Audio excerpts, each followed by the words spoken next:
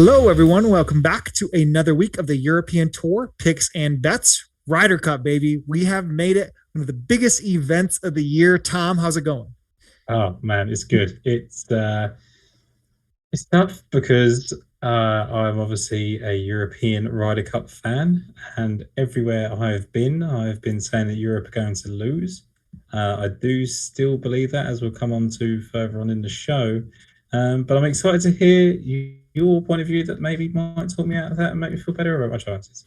Yeah, I think I've had the classic feelings about the Ryder Cup as it goes. USA, I don't understand how they won't win by every single point out there, just blitz the team. And then all of a sudden, you get building up the momentum. You think, okay, obviously we have the kind of emotional side of what's happening for the US team, not riding very well. Maybe there's some guys that are going to be under the radar for the European Tour team. Maybe they can find a spot for Christopher Broberg and he makes every single putt. Can they add him on real last minute? Because what a performance that was by him to break that 6-year winless streak. It really was. I mean, the guy made everything. Congrats to him. We had our Challenge Tour boys that were up there on the leaderboard a little bit. So the Dutch Open did not go. Who was your guy on the Challenge Tour that went really well? Marcus Heligildi. I think that's it. I'm rather sure that's it. But Tom, I need to stop betting all 72 holes. If you just give me 18 holes, we have 4 winners in a row. 4. Niall Kearney, clear. And I'm sitting here. They're nowhere even sniffing the leaderboard by Sunday. They're just 18 holes. That's all they got. So I look at me in the eye. Next week, we're betting first round leaders on all of the guys that are on our cards. Okay. We're going to have to, aren't we? Because I don't know if it's a combination of the markets not being out at the times we record the show. I don't know if it's just, I've never really been a big guy at first round leaders, but everyone we bet now, we are just going to do the first round leader as well. It's just going to be, instead of doing the win in the each way, let's just go win a first round leader and just maybe first round leader each way too. Let's just do it all. Yeah, let's just lose loads of money. It'd be great. But look, we'll tell you where we're not going to lose money this week is the Ryder Cup, because we've got a great look into the prop market. I think some side action there. I'm just trying to figure out the DraftKings strategy. It does say in the information here that each player will play a minimum of 2 matches, which I don't quite know how that works, because if you've got a guy that just plays the singles, I guess that doesn't happen, I hope, and you're not going to pick guys that are going to do that. But, there's just some working out for me to do. Yeah, I think I love these weeks because it's strategy based. It is so much variance that can come into, Ryder Cups, as we've seen, the European Tour side, pull off some miracles here and there, and where we can get some ownership discounts on golfers that we think are going to be playing, a good amount of matches. I think that's really where our conversation is going to lead today, because we're really just going to deep dive only on our 12 European Tour or European representatives for the Ryder Cup, and just dig into who's going to be going out on Friday, and in my opinion, it's difficult for me to trust that you're going to get a significant amount of matches if you're not playing Friday morning. How often, I don't think it's happened, maybe Poulter at Medina, where a golfer who didn't go out first ended up being the leading scorer for that team. So we really need to look into those 8 golfers and maybe find some edges on who we think and what salaries can differentiate with it. So there's been, they grouped together guys, right, in the interview process. That's come out this evening. That's led to a lot of speculation about who's going to be partnered together. Yep. Can you read those for us? Do you have it in front of you right now? I don't, but I can get them. Let's just have a look. I always one of us puts each other on the spot. We do. I normally do it to you, so it's fair that you do it to me once. Okay. So I will get it up here, because it was definitely very surprising. Based off of, and again, if you are simply thinking that, pressers in 4 means, which it has in the past in a loose way, meant they were going out. I have it up if you haven't found it yet. Go for it. Okay. So it was Rory, Hovland, Lee Westwood, and Sergio Garcia was one. The next one was Poulter, Lowry, Fleetwood, and Wiesberger. And the last one was Casey, Fitz, Hatton, and Rahm. So those were the groups. So you'd imagine, if you look, I don't want to say this is exactly what's happening. Maybe Harrington is throwing a curveball off the jump, which I would love. I think there needs to be some type of psychological edge that they continue to kind of give the US side, or dig into it to create a bigger edge for them on the US side. But if it is this way, I'm very shocked. So from the top, I guess, Tom, who are you thinking goes out on Friday morning? Okay, so before that came out, because from that I would say that it would be Rory and Hovland, who have spoken about wanting to play one another, and Sergio and Westwood, who are familiar with foursomes back in the day. Whether they can do that this golf course, I don't know. I was very, very adamant, and it's a personal point of view, that I wanted Jon Rahm and Victor Hovland to go out first of all. A couple of reasons. Jon Rahm has just been snubbed for Player of the Year by his fellow players, which again, he's going to get to take on a lot of those in this Ryder Cup situation here, especially if he goes up against Patrick Cantlay. Victor Hovland is a guy that I think can match Jon Rahm, and I think that's massive.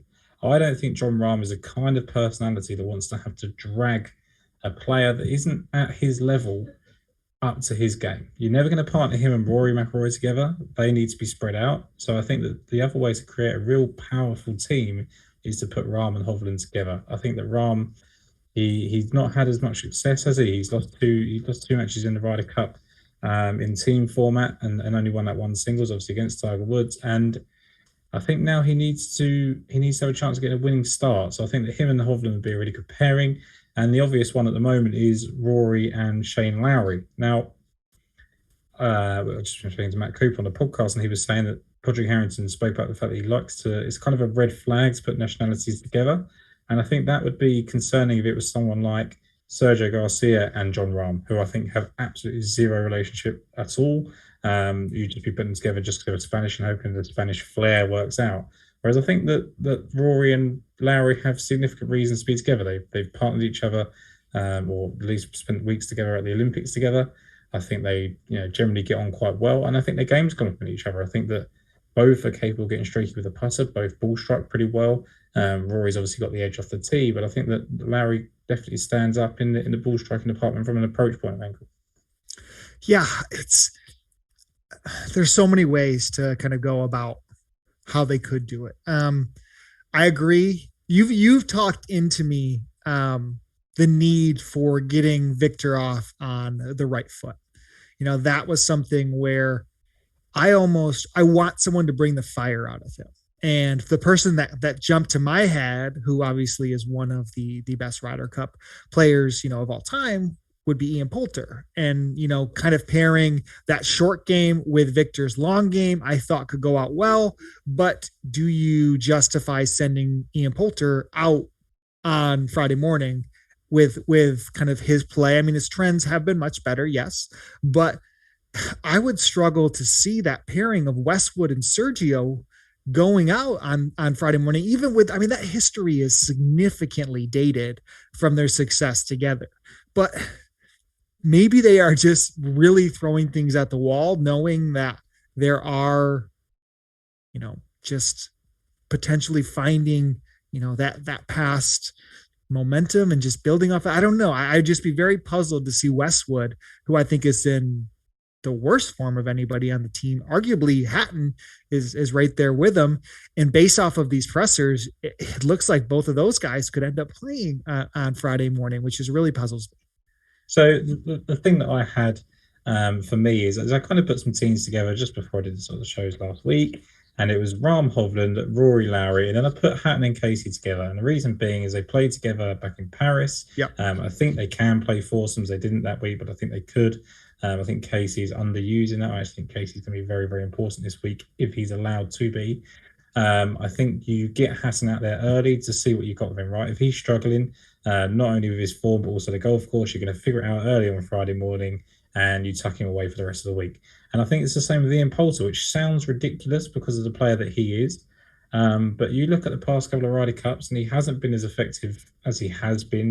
We always remember him beating his chest at Medina. He gets the points against Dustin Johnson at the Paris Ryder Cup. So he does his job in singles, never lost, 4 wins, 1 half. And I think he's still stubborn enough to go and get a victory in a singles, especially if he comes up against the likes of Daniel Berger, or maybe Colin Morikawa, who's slightly unfit, slightly shorter hitter. I think he can beat any of those just from pure stubbornness. I want him to find out. I want the European side to find out what he's got to offer on this golf course on Friday morning. If that means going with Sergio Garcia, who I also think has a lot to prove on this golf course, because leading up into this week, I thought Sergio Garcia was going to be a significant part of this team. His ball striking has been excellent.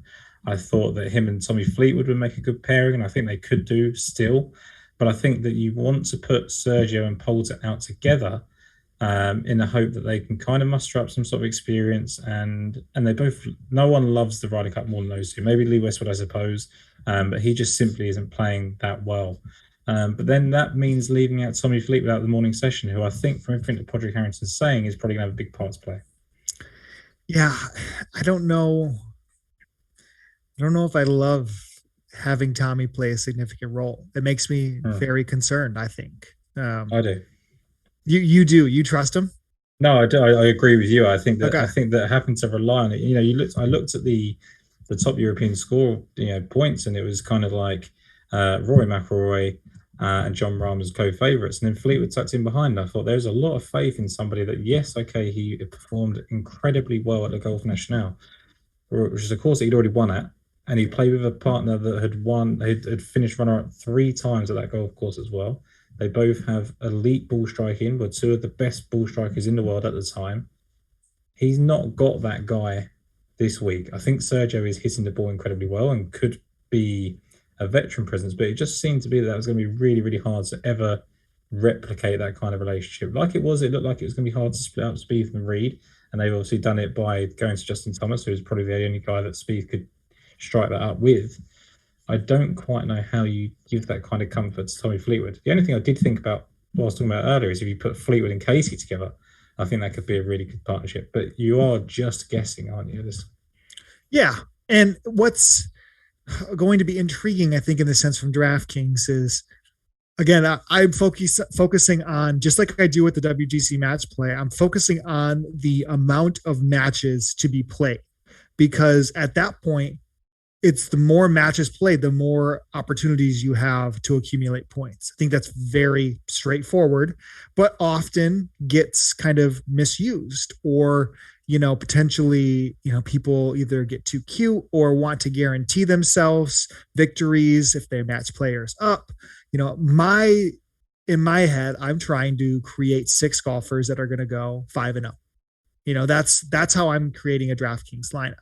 And to do that, you want to have golfers that are paired together, in my opinion, Friday mornings. Hopefully, if you see what Tommy and Molinari did, in Paris, they continue. They're going to let them keep playing, together. Ideally, if the success is rolling, they're together Friday morning, Friday afternoon, Saturday morning, Saturday afternoon. It's not that often, I would say, you rip through 4 together, but if you are going to go 4-0 and you're going to do it, I think it's amazing to have them paired together in a DraftKings lineup. That's normally how I do it. So I avoid them also playing against the United States side. You don't want to have golfers, at least in that morning. It's very difficult to structure it where they avoid each other the entire time unless you stack a single side. And with the amount of I would say, just general consensus on the betting line, everyone's betting the United States. It seems rather fair. How far the line has moved, it's going to be heavy stacks on the U.S. side. And DraftKings salaries are easy to fit in. So I think overall we're going to see the European guys under-owned. But if you even want to get risky and stack even significant on the European Tour side, it's just more of a game theory play. Potentially your conviction, Tom, is not there, even though you're wearing the colors. Your fashion, both of our fashions, a little bit better than what they are going to be wearing on the course. We know that. But if how much is it a flip of the coin when you play a heads up golf match? We see the top golfers get beat all the time at the WGC match play, so I rather take risks and look at people who are, maybe matched up against Justin Thomas and Jordan Spieth on that first day. And what if it is, Lee Westwood and Sergio Garcia? Are you willing to roster that, even though it might be 60-40 the other way? Yeah. And this is the thing. So for me, I have 2 players that I think can have significant impacts on the US side, and they're playing together, right? And Xander Schauffele and Patrick Cantlay. So I would always from I guess, a beginner's point of view in terms of DFS, I'm not no expert by any means. I would put those two guys at the top. And then what I'm trying to do is pick guys that are going to play together. So Rory McIlroy and Shane Lowry in there, I believe Yep. they'll play a number of games together. And then it's really a case of who can you afford, which is not a good position to be in. Now, Harris English, I think, could have a good week sneakily at 5,400. And Paul Casey's there at 6,800. And, some of the shows I've been talking up, I think that Paul Casey could have a really significant week. Now, I don't think he's played 5 matches ever. I think he's pretty much been restricted to 3, maybe 4 once. And they've never come quite at a time when he's been at his pomp. He's always had little breaks in between. He missed the team once because he didn't follow the rules European Tour set. And then they let Rory McIlroy get away with it. So it was all very political. He has been probably the person not named John Rahm, the most consistent player on this European golf team. And that Without a doubt. Rory I don't even think it's close. No, and he's actually closer to Rahm, I think, than the next guy is to him. So the ball striking is just elite, and he's never hit it at this level. And now he's got a chance to go and turn the odds right. I mean, we spoke on our podcast before about how Paul Casey seems a different player ever since that PGA where he almost won when Colin Morikawa took victory away. And I think he's ready to really step up. I think that you can partner him with Hatton and try and get him rolling and when he's out of form. And I think he's a guy that can take rookies as well. I mean, we talk about Bernd Wiesberger trying to make the 4-ball step up. Everyone talks about getting involved day one, 4-ball selection. I think Paul Casey could be a good partner there as well. Yeah, and maybe I overstepped when Hovland, I guess, would probably have a argument on being close to Casey. I think both of them have been better than Rory over the last year. What do you think of Rory this week? Because it's starting to grow on me thinking of what is needed to do well at Whistling Straits. I mean, he's one of, if they're going to capitalize on course fits, guys that are elite off the tee. We saw the rough today. I mean, that rough doesn't even exist. It's as polar opposite as you can get from the Golf National. So, Rory is going to be a one with some of these elite players that do fit the course well. So what's your thoughts on Rory this week? So I was not as keen on Rory until I kind of spoke to Matt Cooper on a podcast who basically came out with a quote, and I'm paraphrasing a little bit, but it was basically that Rory McIlroy hated Pete Dye designs until he got to the PGA Championship in 2010 when he told himself that he's just got to suck it up for a week, get over the fact it looks a little bit funky, finished tied third that week, and then just went on a tear on them and won pretty much every one that he played. I think he was 17th here in 2015, and that's obviously the most recent thing we've got to go by. And my concern is that week is everyone kind of focuses on the fact that no Americans won the PGA Championship that's been hosted here, right? You had Vijay Singh, you had Martin Kaymer, and you had Jason Day. Well, Vijay Singh beat 2 American guys in the playoff, and there was another 4 guys in the top 10. Martin Kaymer had the opportunity to win because Dustin Johnson had a rules infraction in 2010. And in 2015, Jason Day beat Jordan Spieth in second, Brooks Koepka in fifth, Dustin Johnson 7th, Tony Finau in 10th. So you can see what the model is. So for me, you've got 4 guys on the European team that you can really heavily rely on, I think, to produce that style of play. And it is John Rahm and Rory McIlroy, Victor Hovland and Paul Casey. I don't think there's any other member of that team, Shane Lowry included, who's obviously a very popular player this week, that can play to consistently to that PGA Tour style of golf course. The way that the American side are going to set this up, it is perfect for those 4 players. Now, whether Paul Casey does that and gets off to a good start on a Friday is going to be a massive, massive impact. But he'd be the guy for me out of the guys that are not being talked about as the one that could surprise. I think that Rory, going back to obviously your question, I'm going off a bit of a tangent here, is that I think he's perfectly suited to this. I think that he is always looked at as a leader. You go back to Hazeltine, Thomas Peters was put out on the first day without him. I can't remember exactly who he was with, but he lost that match. And then he played 3 with Rory, won all 3, and then won his singles. And that is just what Rory McIlroy does. So that would lead to him going with either Shane Lowry or Victor Hovland. Take a rookie out. I think he's spoken very highly of wanting to play with Victor Hovland. He's been very keen on that fact. And that would be electric, right? It's just my worry is that if you take Victor Hovland away from John Rahm as a partner, who goes with John Rahm? I genuinely think that John Rahm needs someone at his level, at his ball striking level, at his streaky putting level, to secure that win early and often to get him to grow into the Ryder Cup. So, if I had to tell you who is the next best European Tour or European Ryder Cup golfer off of the tee, you obviously we have the ones we've talked. Who would be the next one? And if we adjust it, I mean, pulling up some data golf quick, if you kind of even look the last 6 months, if you want to shorten the time frame, who is the next best golfer off the tee on that team? I think there's one Sergio. Yep, Okay. That's the obvious. Who is right behind Sergio? I guess it's Rory. Well, I'm not including those guys. I think those Okay. are the clear Right. four. So if we're trying to, find these random partners, I agree. Yeah. Sergio, I hate that him and Rom aren't close because Yeah. I feel like that would be a decent pairing personally because I want Sergio with a really good putter. Personally, I like the off difference, in my opinion. Some people like it if you can just stripe it to death, and you hope that Paul Casey and Sergio, you pair them together, and one of them makes the 6-footer. You can send that, but if they're alternating when those putts matter, in my opinion, I still prefer having 50% of those putts being somebody I can trust on the green. So I trust John Rahm almost as much as anybody when he's putting. So, I kind of like that duo in my way. I set it out going out second on Friday morning behind Rory and Lowry. I actually liked the nationality pairs. But it's the golfer that you least fancy this week, I think, on the Euro Ryder Cup team. Matthew Fitzpatrick is unbelievable off the tee, Tom. Is there any chance that he can play a significant role this week? No. Okay. I'm guessing that he's great off the tee purely on an accuracy point. And I've said before that the Billy Foster said to me once that he can get it out there when he wants to. Now, I imagine he should want to more often because then he'd probably win more golf tournaments, right?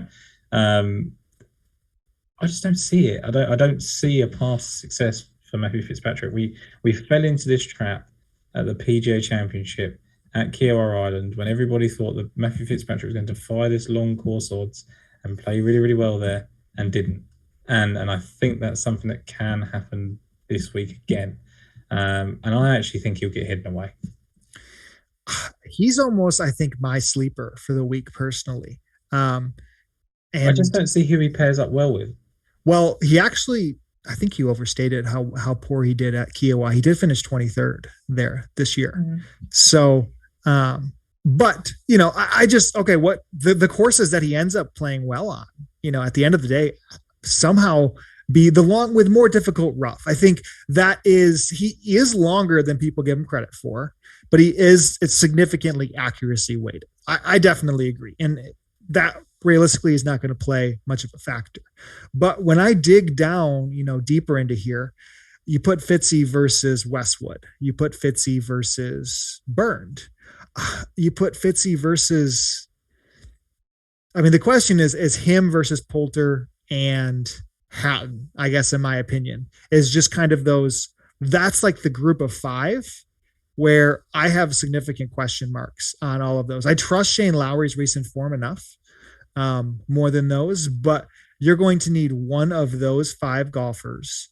And I guess everyone's going to say it's Poulter.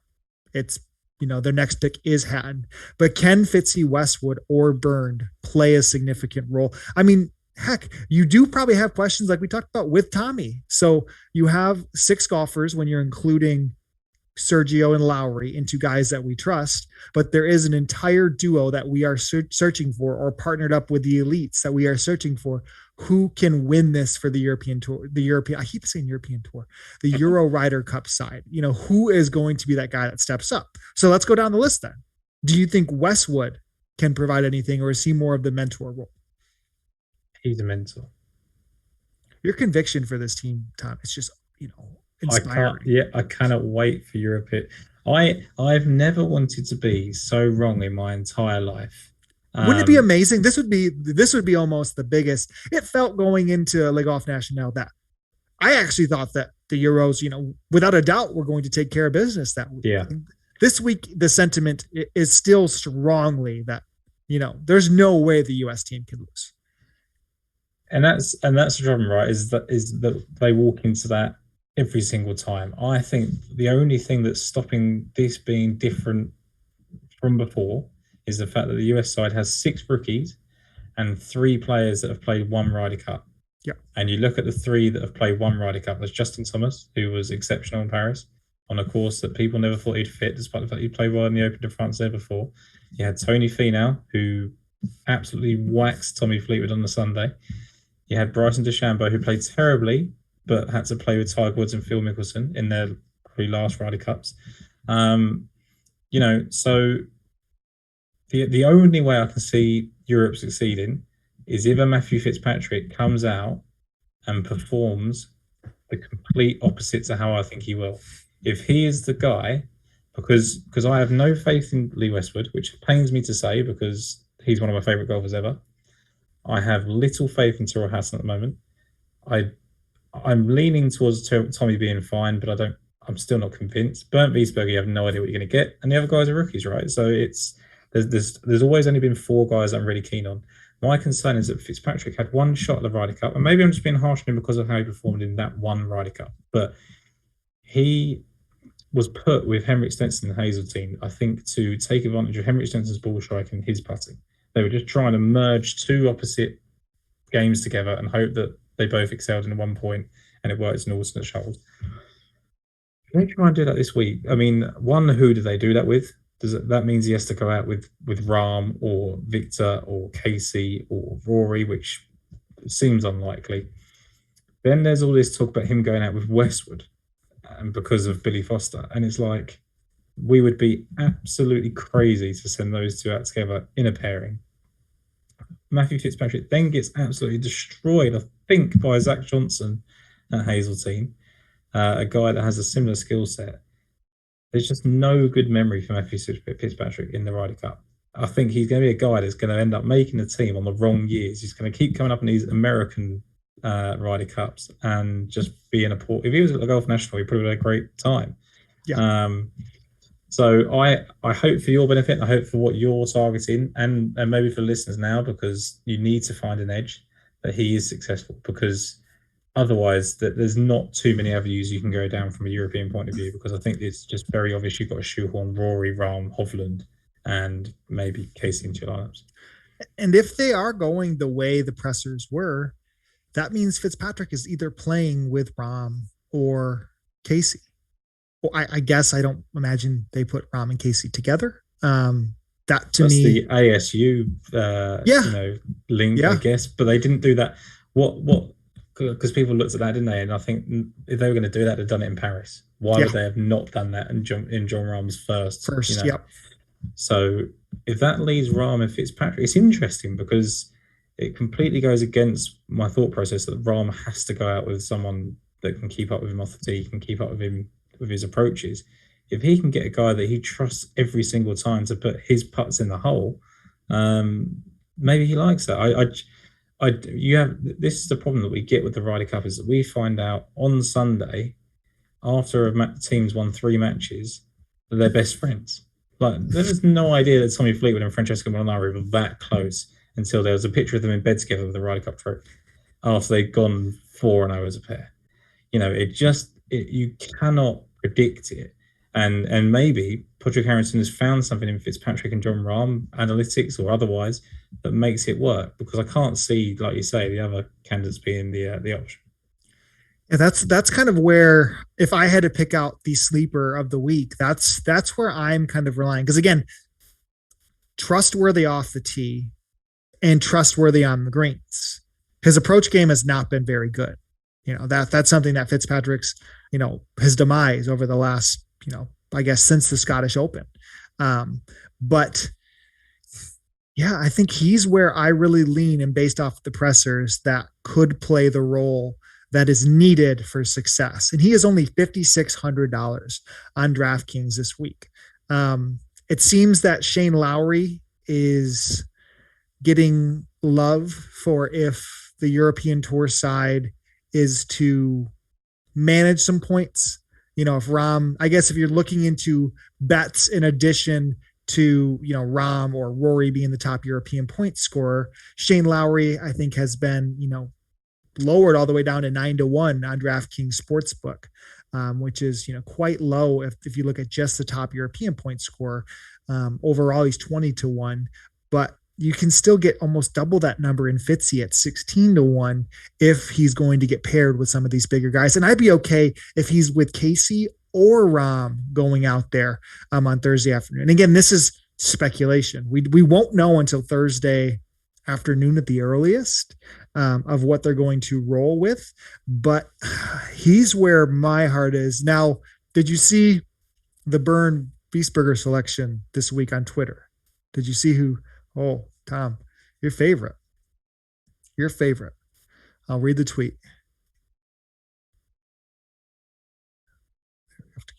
FYI, Europe is winning the Ryder Cup, and Byrne is going to be a big reason why. You have all been informed of my thoughts. Tim Anderson, 87. Oh, poor old Byrne. He's going to miss the Ryder Cup completely. We are going to have to call up Justin Rose. He missed the plane. Broberg, dude. Broberg. Broberg can make some putts. But look, I like the point you make about Fitzpatrick. And I guess, is there a time, a lag between the pairings getting announced on Thursday night and the odds adjusting for before the morning sessions? Because if you can be quick enough, I bet you can be quick enough. Because if you see Fitzpatrick goes out first thing on Friday morning, that would suggest that he's going to play often. Same with Paul Casey, I think. And Paul Casey was somewhere that I was sticking my flag in. So tough to see it being. I definitely don't see it being Bernd Wiesberger, so that's great from Tim. I don't see it being Lee Westwood the way he's playing. Ultimately the odds are right, aren't they? John Rahm is where he is, Rory McIlroy is where he is. John Rahm still, regardless of whether he's only played one or not, he's still got to prove it. He had 2 4-ball matches and he played with Justin Rose and Ian Poulter and lost both of them. Now, they had tough matchups, especially in terms of Justin Thomas and Jordan Spieth, but he was a good player then. I know he's a better one now, but he was a good player then. And, he beat Tiger Woods on the singles. So I think Rory McIlroy has always proven that he's capable of getting at least 3 points on American soil. So he's a very obvious candidate. I guess it depends then what you think Victor Hovland's going to do, because I can't see how he doesn't play 5 matches unless he is just horrendous in the opening session, which I cannot see that being the case, because he's the freshest guy on the team. He is one of the best on the team. This is going to, you'd think, a good golf course for him. It's just my concern with taking these top 3 guys in either Rahm, Rory, or Victor is you're really gambling on who they get paired with. Everyone thinks Rory's a good bet because he's going to get paired with Lowry, and Lowry's a good, pairing to have.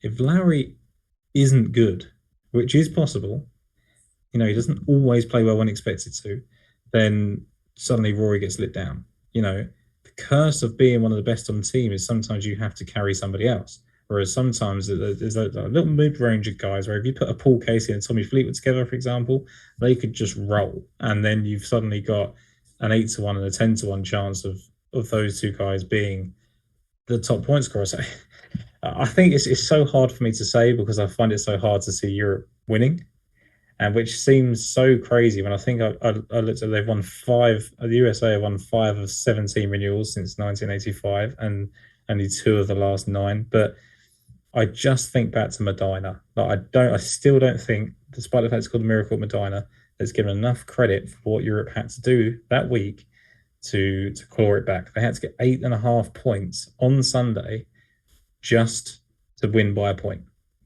That is ridiculous. Even when we clawed it back on Saturday, we were still 10-6 going into the singles down, and we had to win the first 5 matches. I just can't see the USA giving up that kind of lead again, and that would mean that you're looking back at the last 3 Ryder Cups, and they won them pretty handily. So I don't know.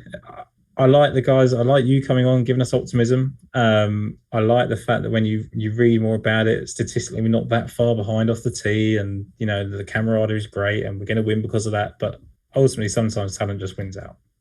Yeah, I mean, I know the battle I'm going up against arguing for it, but there's obviously increased odds when you look into this side of things. Matthew Fitzpatrick's 40-1 to be the top combined point scorer for the week. Like he's 5,600 on DraftKings. But if we put ourselves in the game theory scenario, would have you sat here and said Bob McIntyre would have taken down, Dustin Johnson's pairing at the WGC match play when he was with Kevin Na, would have you seen, I believe it was maybe one of the top seeds got through this past year in Austin. It's match play golf where at the end of the day, the variance of 18 holes is wide. It happens on 72 holes, but 18 holes can happen enough where if you think of it in the what if scenario, where these guys catch fire and you're able to do it, how will that pay off versus, all right, I'm going to play Justin Thomas, Jordan Spieth. I'm sorry, Tom, but Xander Schauffele and Patrick Cantlay together, the four most obvious plays. And then, okay, maybe, I'll find either more Americans to get it with or, whoever's, cheap enough on the Euro side. That's where if you flip the script and they're a quarter of the ownership, the payoff is significantly higher when it's a game theory when you're playing against 100,000 people. So that's how I'm going to approach DraftKings this week and hope to really get lucky and know that the cards are stacked against the Euro side. And I think the funny thing is as well is that I think we sometimes sit here, right, and you hear that Western Australians can play out to 7,800 yards, and you suddenly think that Ian Poulter and Matthew Fitzpatrick and Lee Westwood can't reach the green on a par four. It's not an issue. All that's going to happen is they're not going to have as short a club going into a par five. Yep. They have dealt with that their whole career, and they have succeeded and overcome the odds multiple times before. You mentioned Matthew Fitzpatrick. His finish at Kiawara is better than I remember. I guess I just got burnt because I was so excited about him being really, really good, and T23 obviously wasn't good enough. But he's a guy that plays well at Augusta when he shouldn't. He's a guy that plays well anywhere he hasn't really played well is the Open, which is somewhere that he is expected to play well. So I guess the other thing as well is whether the weather comes into it was windy and gross today there. Yeah, and the idea is that if it gets windy and rainy, it makes it more open championship. It makes it more linksy, and we can succeed. Does it just make it even stronger again for the Americans because they can hit through it and keep it further? And I'm going to be watching Ian Poulter 50 yards behind Bryson DeChambeau, and it's all right because he's going to beat his chest, and Bryson can't actually hear him doing it because he's so far ahead of him. It's so tough to see success when you think of it like that. Yeah. No, I don't disagree. I think the more difficult conditions end up being, it means the greens are harder to hit, and we have some decent around the green players. I mean, so does the US side. I think again, the more difficult probably means the variance might crank up a little bit even more versus just pitch and putt all day long, which if it's benign, some of these guys can do it. But I know we've talked way longer than I promised we would, on our Euro side, but do you have conviction, picks that you think are without a doubt, whether you think the Euro side is going to win or not, who is your favorite place from the Euro side? I like Paul Casey. I think there's a really, really good chance he's important this week. Patrick Harrington talked about wanting to stack ball strikers for this golf course. He hasn't got a better one really than Paul Casey in terms of consistency. I know the guy like John Rahm, Rory, Victor can all kind of beat him on any given day, but Paul Casey just delivers the goods all the time. I did like Sergio, but when I looked at his course history, he's kind of gone 2 missed cuts on the 54th. And again, I know that's in PGA Championships. I know they come in different types of form, and he's playing really well this year. So it's really tough to rule him out. I kind of like taking Lowry, but it's just going to be the obvious play. It's just going to make so much sense to everybody else that you kind of have to look elsewhere. And I don't have the conviction that you have in Matthew Fitzpatrick. If I did, then that would be a really good play. I guess the obvious thing would be that Tyrrell Hatton just flips the script and just turns it around, plays with the guy that I think is going to do really well in Tyrrell Hatton in the early sessions, and they just roll with it during the week because no one needs me to tell them that John Rahm and Rory McIlroy are going to be the leading scorers for Europe. So I think people might watch this and think that I'm trying to convince myself that USA and others that USA are just going to dominate, so that I can go, Europe have done it, no, they've done it again, and I can convince myself of the worst and expect, just so that when it comes, it's such a big. I genuinely just don't see Europe winning it, and that's not because I don't think we're good enough. I just think that the test of the golf course, the way it's going to be set up, there's going to be no rough. The flags are going to be in the center of the green. They're not going to muck up the Sunday pins like they did at Medina. It's just camaraderie, isn't it? That's the word you're going to hear all week, is that the USA team hate each other. And I don't think that's the case this time around. Well, I think the other, in addition to the camaraderie, is the strategical setup that I do think the Euro side has continued on. And it actually dawned on me why DraftKings says they'll play two matches. And it's just, from the data side of things, what we saw the President's Cup, when Ernie kind of set up. And the President's Cup, I believe you're guaranteed two matches, is the way they do it there. So I think that's a built-in old rule. Now, again, DraftKings, the Cup golf that's available right now with 100K to first, $10 entry is Friday, Saturday, Sunday combined. There will be showdowns for each of the days too. But the way that I'm trying to really roster is, in my head right now, and based off the presser, I think Fitzy is going to be paired with one of the big guys, and he would be my conviction play at $5,600. However, if he is not going out Thursday morning, I'm not willing to risk, somebody who we may not see if he's not going out Friday morning, I'm not willing to risk him not playing at all on Friday, because if you only have a guy playing three matches, you're already, losing, in my opinion. To be honest, if he doesn't go out Friday morning, he's not going out. Even if he goes out in the afternoon, because we've had a bad session, I want to mix it up, and that goes wrong, there's no way he's playing Saturday. Yeah. Like we are chasing, and we need all the big guns out, and he will just literally play one match, maybe two, out of just pure sympathy, because. Yep. And that's what happened at Hazeltine. There was no reason to use Matthew Fitzpatrick until they had to just kind of find a way to put him in. I think the idea is to try and find, and DraftKings, you can obviously do it because the cut's different, is to wait for those pairings to go out and hope that Fitz is going in early. Then, of course, obviously, people are going to cotton on to what you've said, but hopefully we can get people thinking earlier on that. So we've gone to both ends of the spectrum here in terms of the most expensive and the least expensive. Do you think there's a guy in the middle that just has a better week than they're being projected? I'd say the worst price is Tommy is the fourth most expensive guy on DraftKings. The odds have shifted back a little bit, where he is still, I think, overpriced in odds, like you mentioned, but he's the fourth most expensive guy on the team. I don't like that at all. With Paul Casey is clear. And I actually think Paul Casey might end up being higher owned because of that. There's no way he should be 6,800 when Sergio and Tommy are more expensive than he is. So to me, Casey is the clear misprice.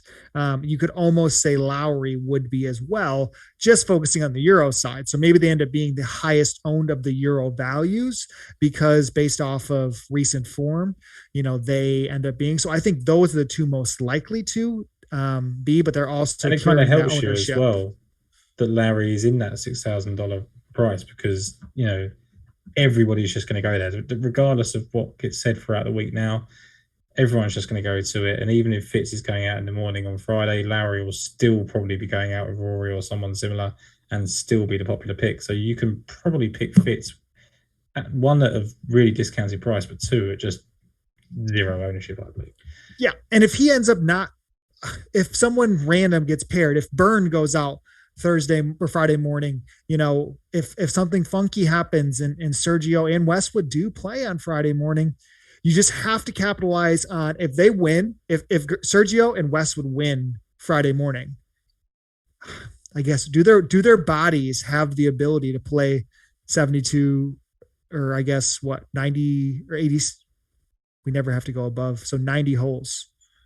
Mm-hmm. Yeah. Do their bodies have that capabilities? Could Sergio and Westwood? I bet Sergio can. Are you going to send Westy out for 5 sessions, even if they go 2-0 on Friday or win the morning on Friday? Probably not. That's a lot. Um, yeah, that's where the presser is just a little bit random because it leaves Hovland not with the main group, and you can't imagine that he is not playing Friday morning unless there's just really trying to get Well, analytical. and I just wonder if maybe they are just doing exactly that in the sense that they're just going to split John Rahm, Rory McIlroy, and Victor Hovland and just say, look, you three guys are all going to play 5 sessions. You're going to have to mix and match with guys. You're not going to get to play together. And we're just going to use you in different places. You could put Hovland with Ian Poulter, and then you could put Hovland with Westwood, and you could put Hovland with Tommy, and just keep splitting it along that way. But if they win, do you think they would split them up? If they win Friday morning, are they going together in the alternate shot on Friday afternoon? Westwood and Sergio? No, I'm saying if Victor, anyway. if Rahm and his partner win, if Rory and his partner win, if Victor and his partner win, do they mix it up? Are they that strategical that 4-ball and foursomes they're going to play it differently? Because maybe I'm thinking so, that people can run through like they did with Fleetwood and Molly, that they could just keep together the whole week. Maybe that's just a pipe dream that you imagine guys just doing that. And that was the one-off scenario. But the U.S. guys feel like they could. So that's where I'm wondering how strategic they might get. So I have 4 teams in total, 2 on each side, that I think if it was me, and I don't have all the information that Padraig Harrington, all the brain that Padraig Harrington has for this tournament, I would just want to put Rahm and Hovland together, knowing that they're at least going to win one session in one day and one session the other day, and I'd want Rory and Larry together. And then I think that you just roll with them through the first 2 days and as many sessions as they want to play, as long as their form is good. So I think they're the 2 clearest paths to go all the way through. They're the 2 pairings that could do a Fleetwood and Molinari. I don't think there's not 2 more guys that are not top and bottom like Fleetwood and Molinari were, where they were both just in that comfort zone of being extreme ball strikers. There's not, I guess, someone like Paul Casey and Sergio Garcia, but they're not going to play together. That's just not going to happen. There's 2 veterans together. So, yeah, I think that it literally comes down to if Rahm and Hovland get put together and Rory and Larry get put together, they could roll for 2 days and 4 sessions. And I'd like that. I'd really, really like that. I don't know. I don't really care what analytics say. I don't really care what they looked at. If you put Rahm and Hovland together, there is going to be a victory at some point. Yep. I don't disagree there. I think we got to come to a close with a lot of thoughts 3 days in advance. And we're not really going to be locking those in until, I know you're kind of writing some content this week across the industry, which I'm very excited for you and looking forward to reading and kind of making some selections there. But I'm still very up in the air based off of where we see those pairings. And that might mean I'm building lineups to the wee hours in the morning on Thursday night because I want to have those guys that are being paired with our Euro studs. And right now it looks like it could be Hatton and Fitzy and kind of play that angle, especially Fitzy. For me, if that goes, I have my finger ready to bet him as a top European point scorer, and really get overweight on him on DraftKings. So hopefully that ends up coming out. I would do it with another golfer. Probably Hatton would be my next selection of those guys that we viewed as risky. That bucket of Fleetwood, Poulter, Hatton, Fitzy, Westy, Burned. Trying to seek out 2 of those guys who can play a significant role is where I'm going to spend this week. But Tom, where can they find you on Twitter? Because I know you'll be, like we said, writing some content across the industry. Yeah, so it's Tom Jacobs 93 on Twitter. You're probably going to get sick of seeing me this week, but I'll be posting a lot of content, so keep an eye out for that. And hopefully I'm right. Like you say, it's really hard to produce content like this on a Monday of a Ryder Cup, not knowing anything. Like you can dive into the presses and they could just all be sat there at random points with random times. It does happen historically, it works out, but I had something that I thought was really, really good in Paul Casey, and all of a sudden it could look terrible if he's not paired with the right guys. So, you just have to really wait until Thursday to be confident. Yep. And if you see those guys roll out and you're willing to wait and maybe the odds might dip, but you just have to take advantage when those pairings. That's the most you can guarantee. So get unique on DraftKings. If you believe the Euro side has a shot, like I do, if things fall the right way, then maximize your opportunity to take down a big prize this week on DraftKings. But thank you everybody for listening. Fun week ahead, and good luck to everybody.